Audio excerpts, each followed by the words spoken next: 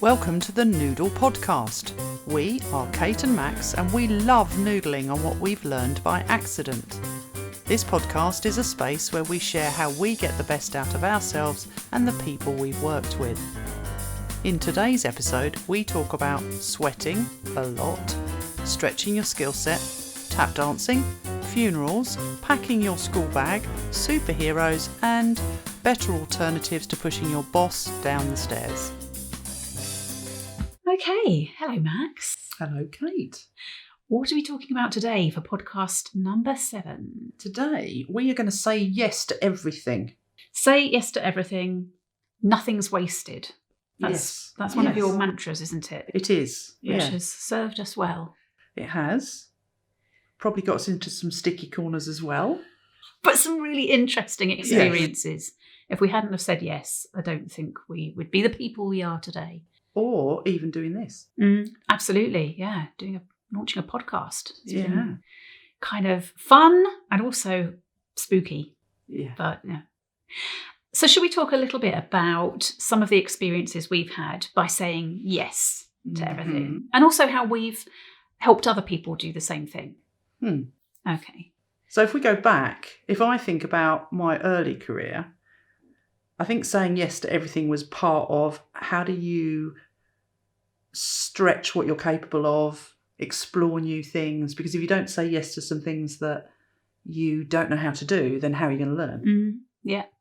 So if I think back to when I was doing one of my most exciting roles as a complaints manager and doing an offsite or getting ready for an offsite for the team and somebody saying, we need someone to project manage it. We need someone to organise it. And me going, I'll do that. But I'd never done it before. Right. Yeah. Yeah. And I learned a lot about trying to create an experience that people would want to have over a day. Yes. So you have to really put yourself in the shoes of your audience or participants or, I mean, they were colleagues, but still, you're really having to think about curating a day. Yeah. And as a result of that, my then boss sat next to me on the day, looked at me and went, did you do this? And so as a result of that, she realised that I had capabilities and skills that I didn't really realise I had until you find yourself doing something like that. Yeah. Ooh, that points to Johari window, doesn't it? Oh, yes. We have a noodle for that. But yeah, the things that you don't know and nobody else knows, you've got skills in, you've got to just find those opportunities or recognise when it's something that you've never tried before. Yeah. You might be good at it. I think I did have something similar when I was a marketing manager and I'd got to a position where I knew if I wanted a promotion, I was going to have to push my boss down the stairs or put Tipex in his coffee. Am I the only person to think that way? What? He wasn't going anywhere. And we were all doing really well in the team, but I was getting itchy feet. I wanted to do something else. And this opportunity came up for a secondment to, it was to do something about like continuous improvement, getting people to work through their problems, but in any part of the business. And this was a global business. I think we had 170,000 people working there. So this was outside of marketing? Completely outside of marketing, right. Which is where I got my degree. Yeah. That was my safe spot. I knew what I was doing. This involved working with people who could be doing all sorts of different processing or client-facing jobs and listening to what their issues were and helping them find solutions for those. Lots of problem solving. I had no idea what these people were talking about. And it was all, 3-letter acronyms and they knew what they were talking about. But I'd be standing in front of a group of 20 people trying to write up what their issues were, what their solutions were, then get them to present to their managers and basically facilitating, which I had never done before. No. And I can remember the first time I did it, I got tunnel vision. I literally couldn't see wider than the person I was looking at. My fingers, my feet went numb. Yeah. You know that extreme fight or flight? Yes, I do. And at the end, also realised I needed to wear black because sweating. Oh. You learn a lot. Yes. And after the first, it was a 3-day session. I was doing it with other people. That's long. And it was so terrifying and exhilarating. And I've actually, ended up really making a career based on facilitating groups of people, helping them get answers to things that I don't know what they're talking about, but I don't need to. But I can see that when we're working together and when we're working in situations, that those skills are just automatic. They come to you so easily. But that's that. If you hadn't said yes, I'd have stayed doing my marketing role, which was fine, but it wasn't, it wasn't as much as I could have been doing. I just didn't know. What else? What's the most unusual thing you've said yes to, do you think? I'm wondering whether it's unusual. Yeah, no, I'll go to the unusual first. I was thinking about the scary one, so remind me to come back to the scary one. The unusual one was agreeing to do some psychometric stuff with 90 kids. So this is 90 10-year-olds in a school hall trying to teach them a simplified version of the psychometric that you and I use, the Lumina one. Yeah. But the colours, so getting them to understand that there are sort of basic preferences and traits that lots of people share, and that if you understand yourself, then you can start to adjust your behaviour. And some really simple things. We talked about the difference between, are you somebody who gets up in a day and gets excited about what might be possible and looks out the window, oh, it's sunny, let's do this, let's do that. Or are you somebody who's planned the night before, packed your school bag, got everything ready.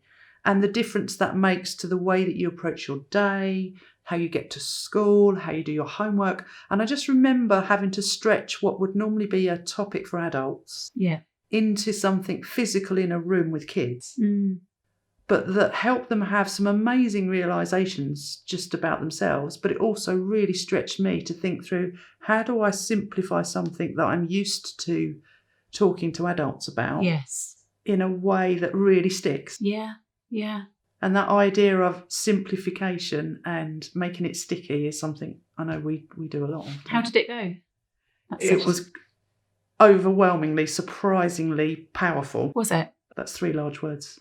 3 large words. It was, because the kids wrote at the end what they'd learned. And I literally was crying in a good way, reading these things down about kids realising this was why they found it difficult to do their homework, and that what they needed to do was move all the sparkly things away or the distracting things so they could do their homework, or this is what I need to do to make more friends, they were really simple but powerful realisations. Because you're not someone who would normally say, right, I want to go and work with children. Most of what we do is working with adults. That's never really been on the plan, has it? No. So you had to think about it, say yes to it, and then look what you got from it, and those 90 kids as well. And the client was a school, so I mean, you can see how you end up there, but it's still quite a step. Yeah. A step. Yeah. I think you're unusual. Unusual. A number of years ago, I was asked to give a eulogy for a relative who I'd never met, a great aunt who another relative had asked me to talk on their behalf because they couldn't travel to the funeral. And I was like, I mean, I'm fine about standing up and speaking. I'm the sort of person who gets asked to do readings at weddings, but I'd never done something at a funeral before. And I was worried because I had never met this woman. So I had the words to say on behalf of my other relative. Yeah. But I phoned a few people that were going to be there. I had never met them either, sort of second cousins and things. And phoned to say, I'm going to be doing this. I hope I'm not treading on anyone's toes. Is it all right? And they started saying, oh, if you're going to do that, can you say some words on my behalf as well? Because I'm very shy, but I knew my great aunt in her later life or whatever. I ended up sort of learning about this woman's life. She was fascinating, and putting the story together and standing up and reading it. And I thought, this is a wonderful thing. I didn't realise you can actually have a job doing this. And what an honour to be able to represent that person on, the last day that they're here on this earth in a physical way. And I've realised by saying yes to that, it was something that pulled together a lot of traits I have where I'm, fascinated in people. I really like writing the story of someone's life in a way that, you can get it across, and it fairly represents who they are or were. So, yes, and I now am a funeral celebrant. I got some training in that. And again, it's the most rewarding thing. I would never have known it was possible unless I'd said yes to that request. And I can't imagine doing that, but I can imagine you doing it really well. So you talk about mastering the nerves. and being able to talk confidently in that setting. So that earlier experience and the tunnel vision and stuff. What were you going to say about the scary experience for you? So you will remember this, but I remember agreeing to do some work with someone where I was going to be standing up in front of 150 people twice a day and delivering their keynote speech. And I remember being asked to do it, and I remember saying, yes. Well, the whole of my body was going, oh, don't do it. And then the lead up to that, build up to being on the stage and practicing it. I remember standing in the kitchen here, walking up and down, learning the speech in sections, practicing in front of my phone. I think it was actually over the Christmas that I was practicing it. But and even, walking around London, I remember learning bits and sections so that I knew that if I got lost in the middle of the keynote, I could kind of know where I needed to pick up. Wow. So I'd literally go, right, I'm going to practice that bit, I'm going to practice that bit. So that I'm feeling tense as you're talking about it. And that needing to do it in a way that meant that you sounded like this was the first time you did it, that you're completely relaxed.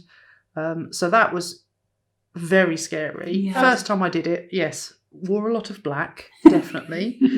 First time I did it, I definitely sweated quite a lot. But then by the sort of 6th or 7th time of doing it, I literally looked like I was just about to go on stage and do a tap dance routine. I was so relaxed. I'd like to I remember see that just sort of la la la, and chatting to people as they were coming in the room. You know, like I'm just about to get on stage. I'm fine. Brilliant. But I do remember for the lead up. Quite a long lead up. Yeah. Well, that's the thing, isn't it, about saying yes to everything. If you know that you don't know how to do this, or you haven't got the skills, or you've never tried it before, but maybe you can learn. Maybe with enough prep, you'll be able to do that.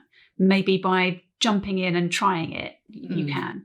But that feeling of, no, I think it's important that we should say, we have to check in with our intuition. If something in you is saying, no, absolutely not, you need to check whether, is that fear because you've never done it before, but you could? Yes. Or is it, no, this is actually not okay. It's not the right thing to do. So I need to step back from it. And we've talked about that before, haven't we? Yes, we have. What's your gut really saying? Yes. Is it a run away? Or is it a, I don't know what I'm doing, but if I try, it might just pay off really, really well. Yeah. And you need to have boundaries around it as well, don't you? Saying yes to everything doesn't mean just saying yes to anything. I worked with somebody quite who was quite senior, and I was sort of standing in as their right-hand person in a leadership team meeting. Yeah. And this person was being asked by his peers to do quite a bunch of stuff, a lot of things. And he was saying, yes, we can do that. Yeah, sure. Yeah, leave that with me. And when we left the meeting, I said, how are we going to do this? We don't have the resources. We haven't got the people all the time. And he went, we're not doing that stuff. I just said, yes. There's no way we're doing it. He really hated conflict. So for him, being sure, was the answer. It's not. No, that's not a good yes to everything. So good. Say yes if it's slightly scary, but it's going to stretch you. It's going to build your skills, your capability. Yeah.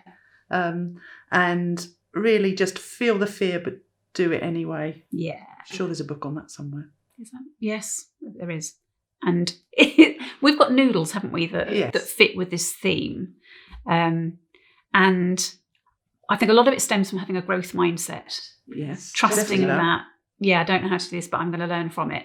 And then you've got the stuff about understanding stress and the fact that you need enough stress to get you motivated, but not so much stress that you end up with tunnel vision, nearly passing out. Yes. So how do you find your tipping point of, sort of a good stress, and also how do you get into a state of flow then, so that once you really know what you're doing, that you're getting into a state of flow. But also that reframe, we do like a good reframe. Yes, what's a different way to look at this? Or what would your future self say looking back at this time about the choice that you've made? Yeah.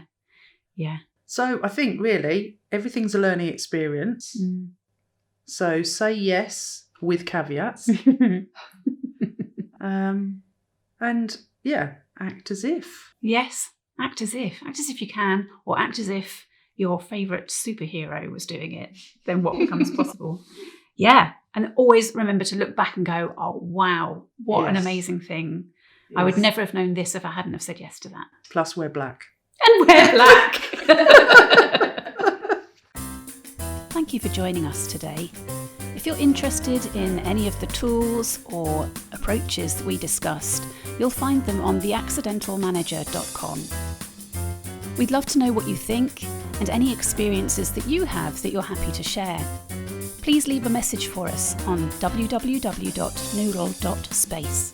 Don't forget to subscribe, share, and leave us a review. We'll see you next time.